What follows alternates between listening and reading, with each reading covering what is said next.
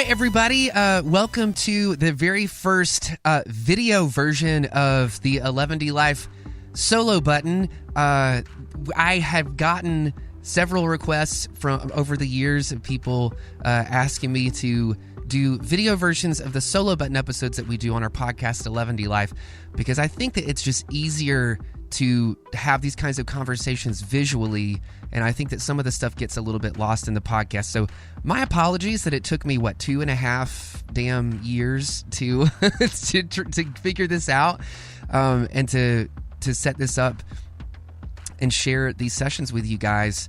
But yeah, we're doing it now, and better late than never. And yeah, I'm really excited because we've never done a video version of the podcast before.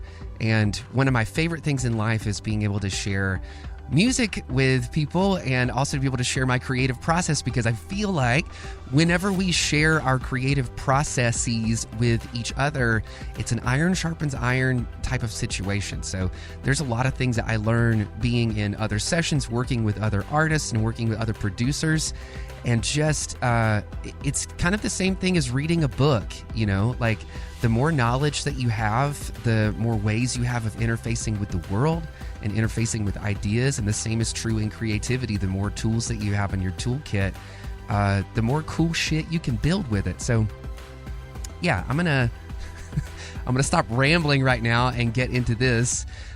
Today we are doing a song from our brand new EP called Revenge of the Mountain Medley. This song is called Hiding in Us, but as you can see in the session, it was originally called Heaven Hiding. That little scamp, Heaven. So stupid. But yeah, this is the very first song off of the EP, and it's the one that we've been teasing on the internet for a little bit. And I just thought it might be a good idea to dive in and like look at what the session itself looks like. So this was, I think, the very first song that was written for that Revenge of the Mountain Medley EP.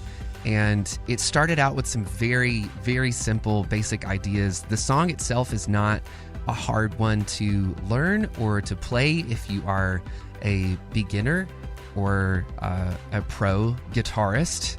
I think you will find it equally unchallenging because I'm not the best guitarist in the world.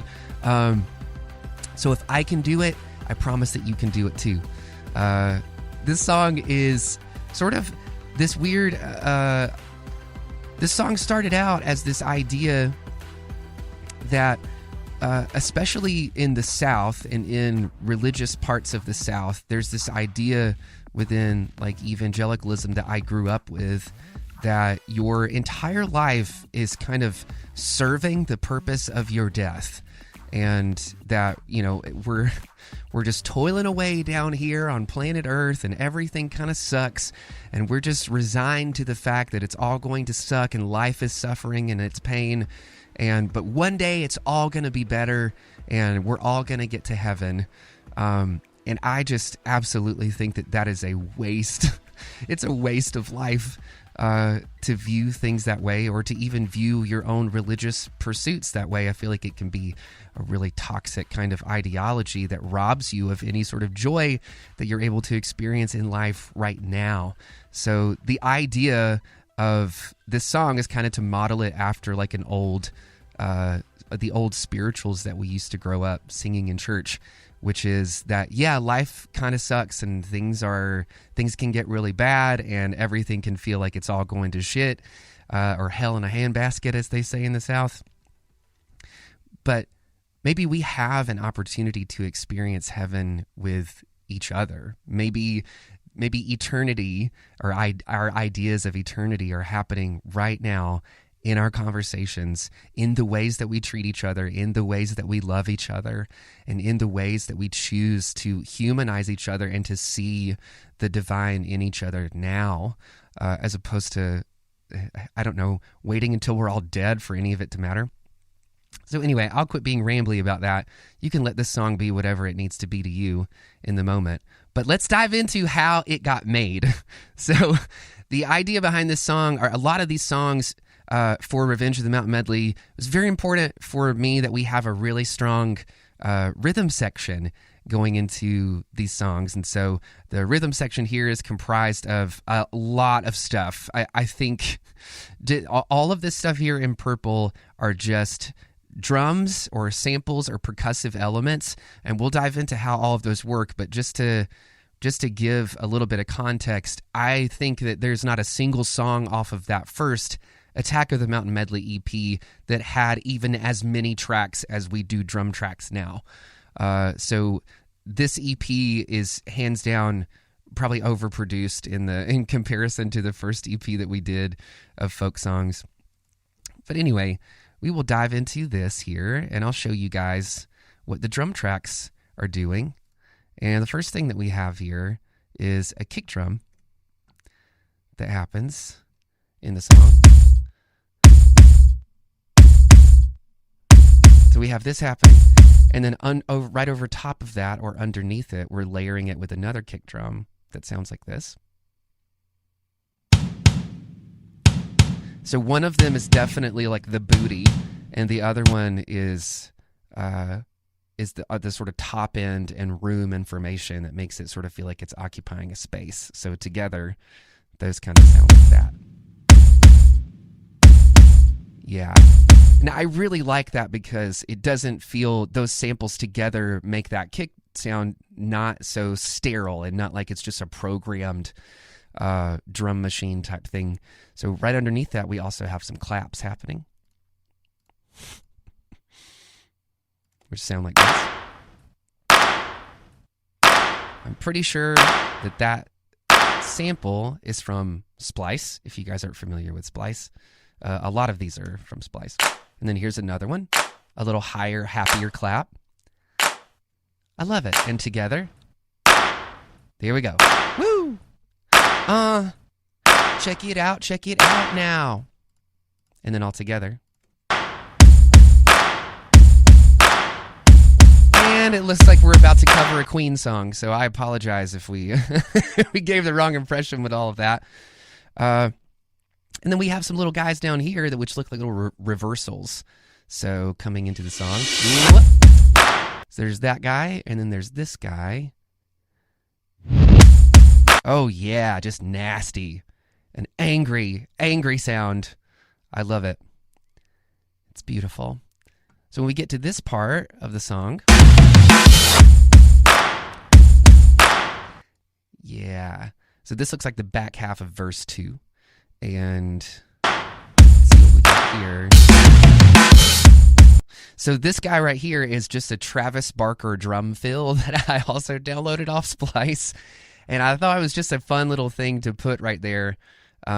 It does sort of give the illusion that what you're listening to and the rest of the track is a full-on drum kit.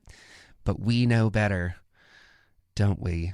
So down here in the second half of the verse is when we start introducing some more percussive elements. Yep. So that little guy down there is whoop, clap, clap. Cool. And then this guy underneath it is this guy. Sounds like just a little drumstick drop in there. And then these guys. I forgot about all these cool little bits in here. And then down here, we've got some more percussive stuff. This little blue guy right here. A little shaker. And then looks like we've got a Susie Shin sample of a snare down here too. So. Hell yeah. Oh, I love that. And then we've got these, throwing everything in there.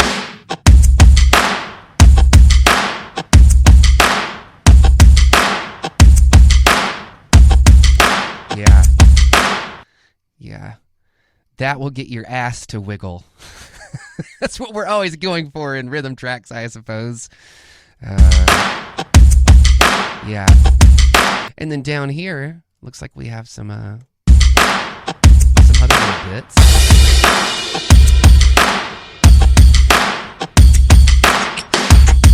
Oh, yeah. These little D. Willie samples down here. And then it looks like we've got some toms happening down here too.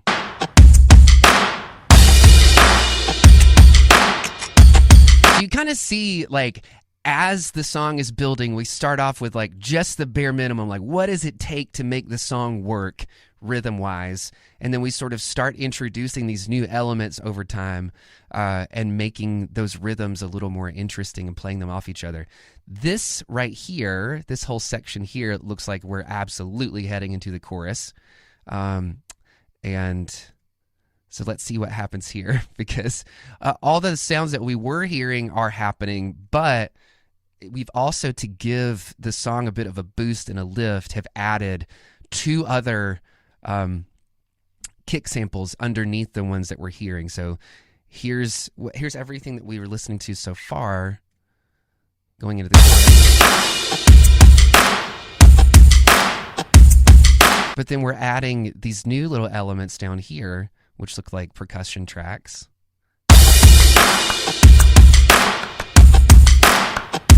Yeah. And then this guy, it looks like a tambourine. Yep. And then we throw just a couple more kick samples on there.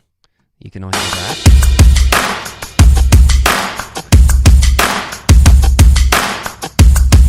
And then we get halfway through the chorus and we hit those toms. Yep. Man, that one sounds like somebody's like flicking their finger out of their mouth. I don't remember what that actually is. But yeah, we'll take a second to solo that real quick. And then we'll take one last look at these kick drums, and then we'll kind of go from there.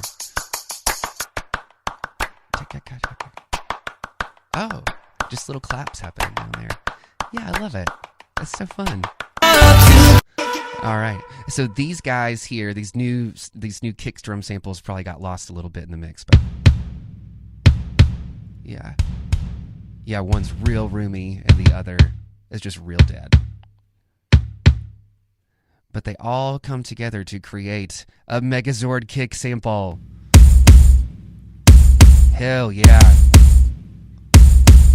Yeah, I love that. So that's awesome. So that's our rhythm section. All of the bass stuff happening in the song, as you can tell, it's completely like chopped up into little bits and pieces. And the bass is all in green over here, if you guys can see that. And most of the time, whenever working on bass, there's more than one bass track. So when we're tracking bass, we'll run the bass out, a DI out of the bass, which just means direct injection, and then maybe we'll run another one to an amp or to a sans amp or to a pedal that's going to give it a little bit more dirt and character. So it looks like this is what we ended up with for our lower bass tone.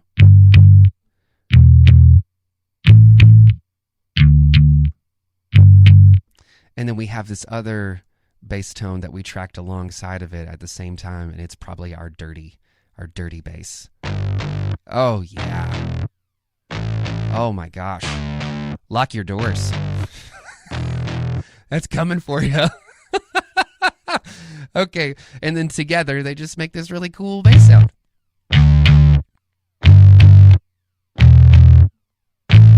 And if we listen to the bass without any plugins or modeling or any sort of dirt on it, it probably sounds pretty uninteresting. Oh yeah, flaccid as hell. So, yeah, it looks like on this dirty guy down here, we're using this plugin, which is stock and comes with Pro Tools. Anybody that has Pro Tools, I think you end up with this for free.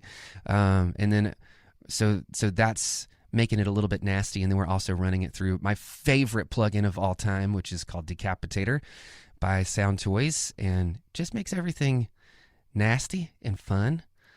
And I love it. So that's what we have going on in the bass section. And then, well, let's see. Let's skip the keys for now, because one of the things that I had to do for this song and for most of the songs on the EP specifically was I ordered a lap steel guitar. I don't know if I have it like close enough to show it to everybody, but Nope. I'm gonna go. I'm gonna go try to find it so I can show it to you.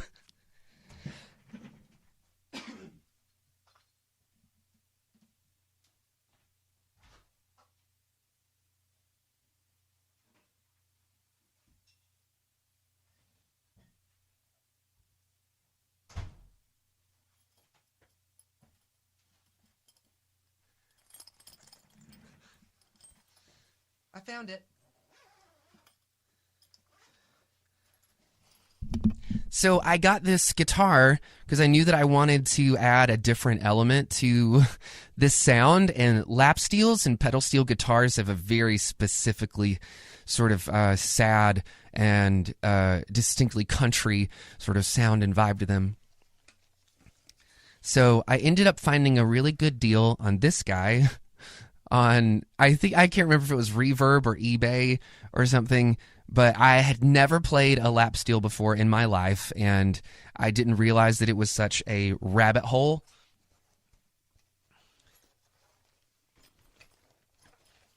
A rabbit hole to get into. There's different ways of tuning it. There's different ways of setting up your pickups. It was honestly too much.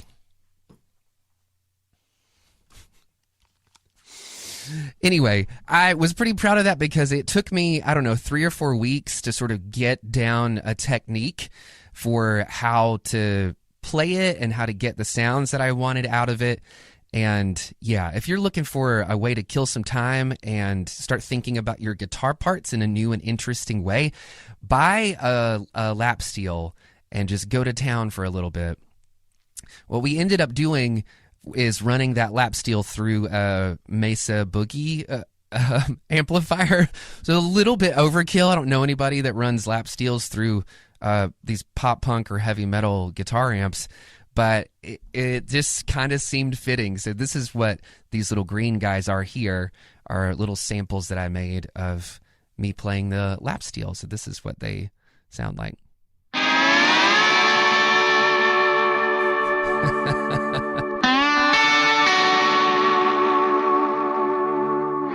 So you can hear it has this like really interesting twangy sort of quality to it. I will tell you that a lot of the sound of the lap steel comes from the reverb that's put on it and the delays, because here's what it sounds like without any of that shit.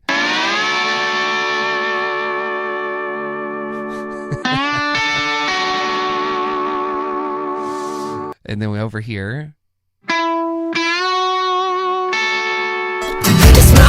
When the pain ain't over. That's happening in verse 1. One more leaf on a 3-leaf clover. Just going back and forth. Let it all do what it's gonna do. So that's the lap steel that's happening. Of course, like so much of this song is acoustically driven, so all of the stuff you see here in the light blue and the dark blue and even this little green section here are all acoustic instrumentation. And I feel like the backbone of this song, besides the drums, is also the acoustic guitar. And you can kind of see here these acoustic bits, and I will solo those for you so that we can listen to them together.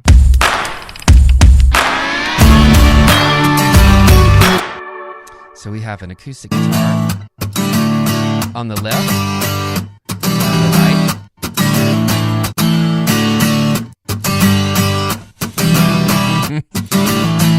And look, the acoustic guitar that I was using to track this is, I think it's just like a regular Martin. I don't know the model number on it, but it's not a super expensive or pricey guitar. And I thought it sounded really good, but acoustics can sound really, really clean in productions like this, and I always want to add a little bit of character and depth to them. So one of the ways that we do that is heating them up with this thing called radiator. Squashing them a little bit with this with the Renaissance axe for all of the like nerds out there who want to know like what this stuff is.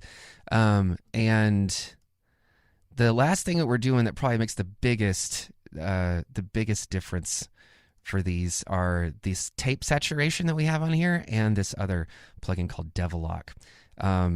Now, I used this plugin specifically across this entire EP. It was kind of like I went on a first date with this plugin, and now we're married all of 10 minutes later.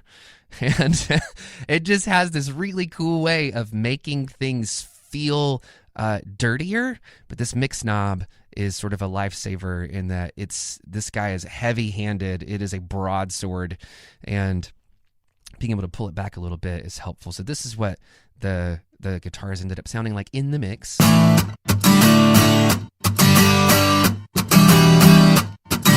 So I'm going to take our EQ and all this stuff off of here, and this is what they sound like closest to how they were recorded.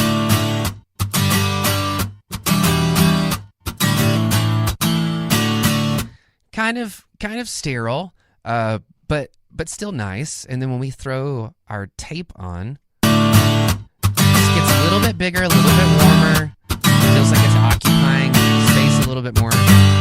And then when we turn on Devil Lock, we start to get all that good dirtiness in there. And it looks like I was just rolling off a few unpleasant frequencies with that guy there. So yeah, so this is this loop of acoustic guitars, just those 4 chords, was how this whole song started. It was just the initial idea. I didn't have an idea for a song, and I was just kind of playing around on the guitar, and I came up with, okay, we're going to do, I think it's G, E minor, A, D. Don't quote me on that. I don't remember. But yeah, and I just kind of felt like, oh, I can top line something over this, or I can start singing some stuff over this and try some melody ideas out. And that's all it really takes. Everything that you see right here, it might look a little imposing because there's so many tracks and so many layers to things, but the ideas behind them are incredibly simple and anybody can come up with them. So right here, when we get to the chorus, the acoustic guitars have another layer.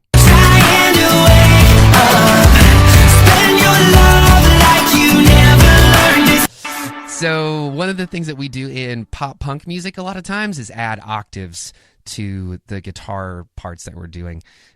So here's what this sounds like in the chorus when we get to the acoustic guitars. So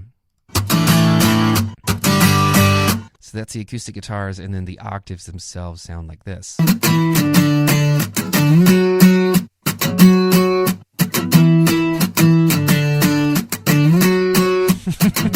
That already feels kind of pop punkish to me. So here's what they sound like with both of these parts together. Yeah.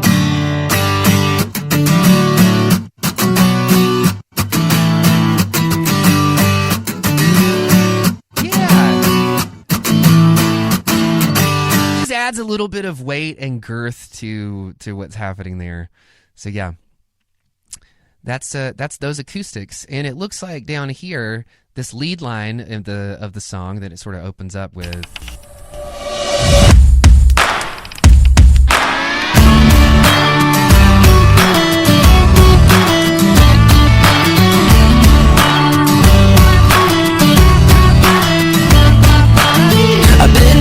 Yeah, so that's actually four guitars all at once.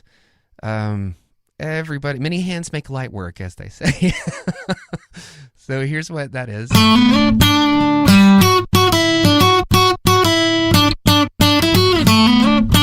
And then that part is doubled. And it actually does sound a lot cleaner than that without the devil lock on. And the devil lock just makes it nasty. And then down here, we have a part playing the exact same thing. And then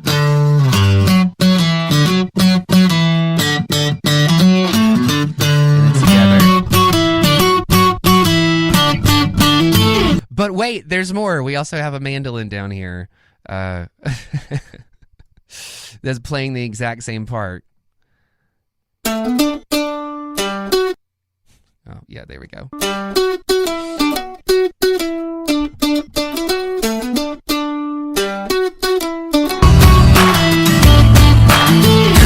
So sometimes just like having all of those instruments doing the same part can elevate that lead line up and make it feel a little bit more memorable than it would be if it was just played on one instrument and kind of buried in the mix.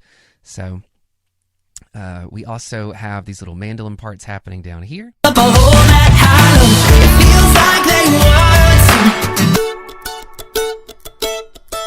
So they're doing like an opposite rhythm to the acoustic guitars. Yeah.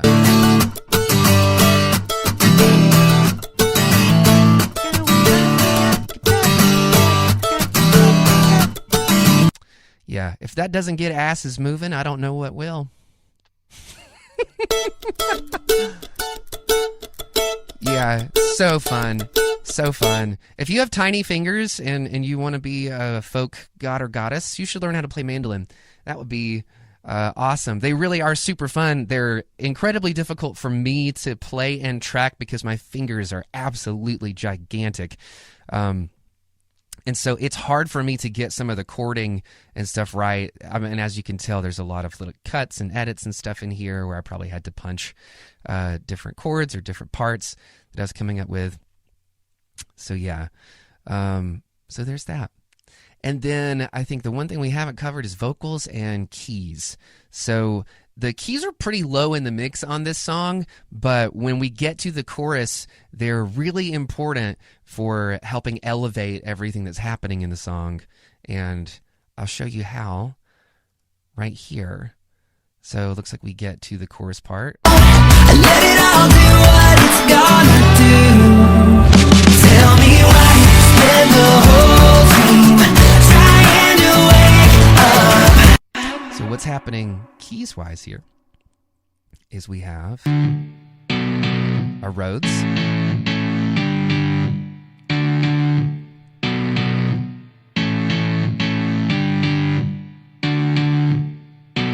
and then we have a piano, I think playing the exact same part. And then together.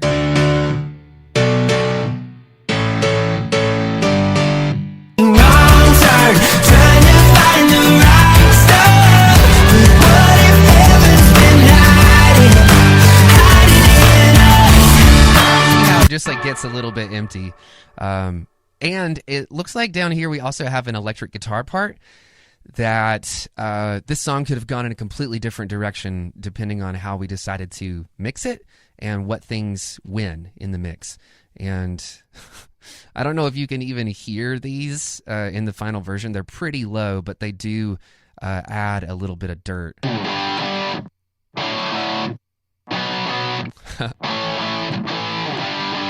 Oh yeah, that's hardcore. Learn to say it up to every wrong turn, trying to find the right stuff. What if heaven's been hiding in us? There you go. So yeah, so that's what's happening in the song so far. And then I think before we move on, we'll go over here to I think it's the bridge section. So baby. You lose your mind like it ain't worth. Oh, here we go.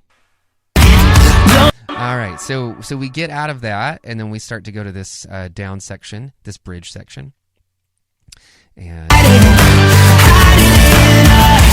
can't find God in the preaching, and you can't find peace in the weekend, and the mess you've made the last decade feels like a binding agreement. Swap out what's in that cassette deck. Our bass. It's all gonna end.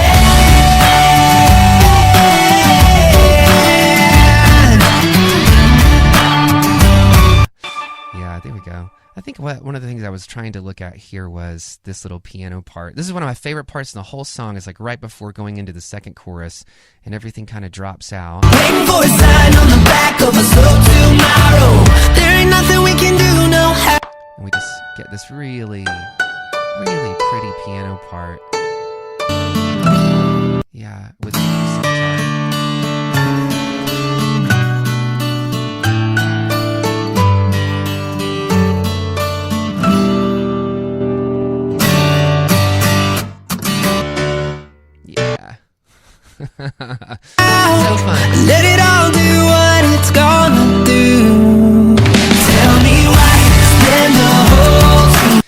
So now let's take a look at the vocals, because on this record, I've got really fortunate. I was able to buy a console from a guy who lives in this area called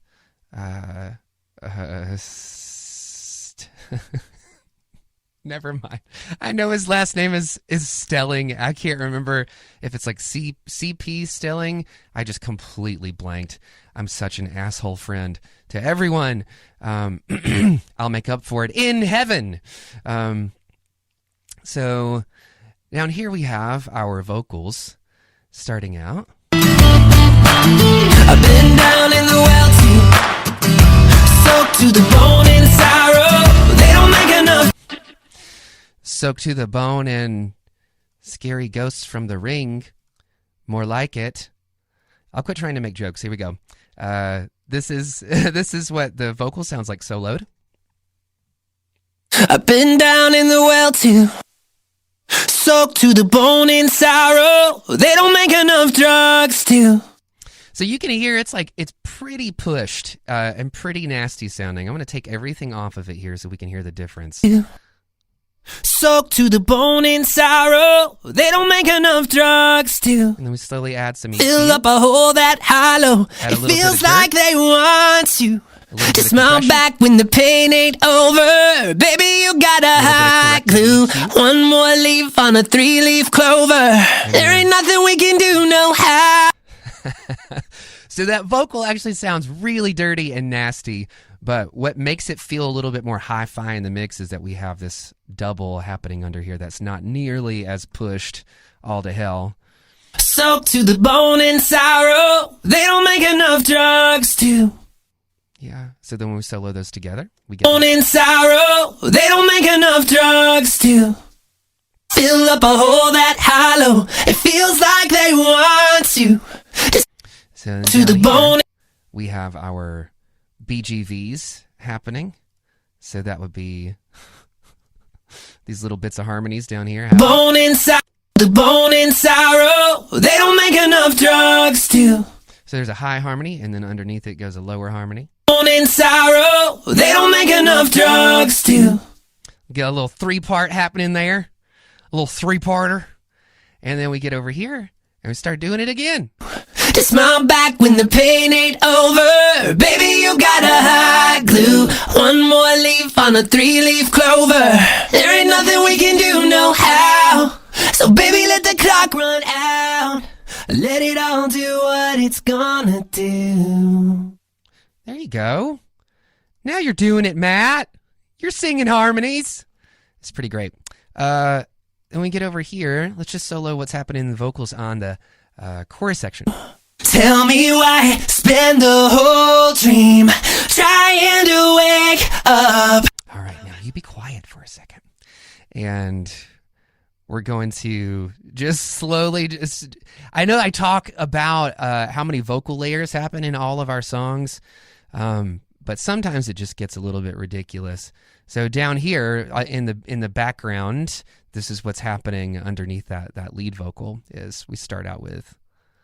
Tell me why spend the whole dream. Another double. Trying to wake up. Another double. Spend your love Another like double. you never learned to save it up. Took every wrong turn, trying to find the right. A little high harmony, and then this little guy down here looks like a doubled lower harmony. Tell me why spend the whole dream trying to wake up. Spend your love like you never learned to save it up. Took every wrong turn, trying to find the right stuff. But what if heaven's been hiding in us? So there you go. Got a little 3-part harmony going on for you there. And that's kind of one of the things that makes me the most happy about this song is like when that chorus kicks in and it just kind of feels like there's this choir of elvish mats. Tell me why spend the whole dream trying to wake up. Spend your love like you never learned to save it up. Took every. Yeah, so that's what that sounds like regularly Here's where I'm gonna get really embarrassing, because sometimes on songs I will set up a microphone at the back of the room and I'll play the song over loudspeakers or in a headphone, and I'll do like a hype track in the background just to get a little bit of like ambient noise or make the song feel like it's happening in a space where people are playing and actually having fun. Because as you can see, so much of this stuff is just done in solitude, and whenever you're writing a song, sometimes keeping in mind the reality and the space in which the song is happening is really important. This is a very a dressed up way of talking about a track that I literally labeled dumb shit. So let's not read too much into that. But it looks like what I did was I just played through the song and I just kept or cut out all bits that I didn't want, and any of the parts that I thought were kind of fun I kept in there. This is this little green track down here. So while the song is happening, you can barely hear it in the background. But this is what's going on. All right, so actually you can hear that, the little woo that happens. So stupid.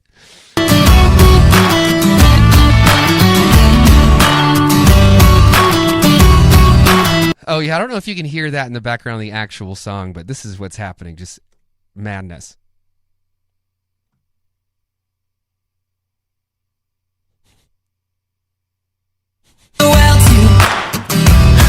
To the bone and sorrow, they don't make What am I saying right here?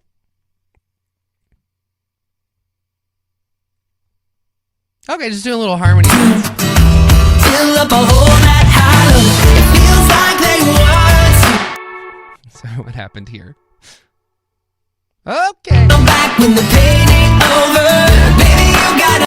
And then this guy here. Another woo. Never have too much woo. It comes to in the. I forgot about that. That's so fun. Woo! More woos. There we go. What am I, damn Will Smith over here? I'll do what it's gonna do. Then the whole team. Little count off just so everybody knows what we're about to do. That's so silly. Okay, just out of morbid curiosity.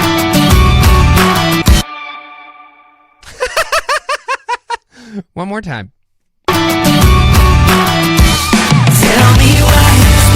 You can like maybe barely hear that in the final product, but I thought it was kind of fun.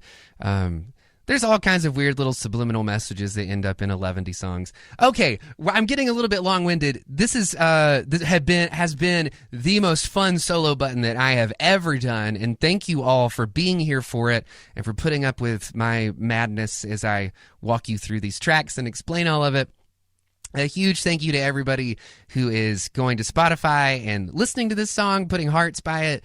I hope that maybe you have a little bit more of a creative buy-in on it now that you have seen how the sausage gets made. One last thing that we'll do before I go is, because this is the very first song on Revenge of the Mountain Medley, I kind of felt like I wanted to take at least a few seconds and set the stage for the listener. The older that I get, the more songs that I work on, the more I just love having natural sound in the background or just sound effects of things that sort of put you in a specific space.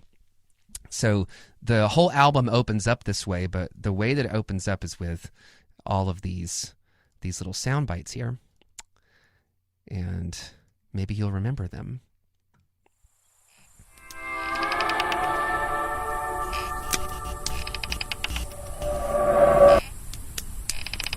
And then they just keep happening. So what this is, it looks like a creaky door sample, which to me sounded more like somebody on a porch swing, and so that's why I put it in there. But the actual sound is apparently supposed to be a creepy door. And then this is my favorite sound. Just insects and birds and wind and beautiful. And then underneath that, we've got some campfire happening. So whenever you put a campfire sound in something, all of a sudden it makes it feel like it's nighttime in your mind for some reason.